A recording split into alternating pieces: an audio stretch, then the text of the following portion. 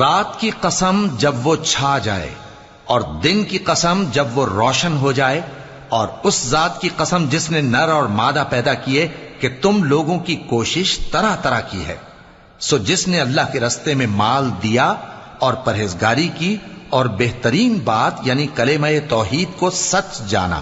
تو اس کو ہم آسان طریقے کی توفیق دیں گے، اور جس نے بخل کیا اور بے پرواہ بنا رہا اور بہترین بات کو جھوٹ سمجھا، تو ہم اسے رفتہ رفتہ سختی میں پہنچا دیں گے،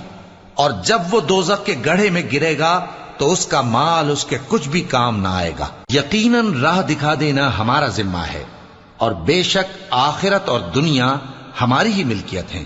سو میں نے تم کو بھڑکتی آگ سے خبردار کر دیا ہے، اس میں وہی داخل ہوگا جو بڑا بدبخت ہے، جس نے جھٹلایا اور منہ پھیرا،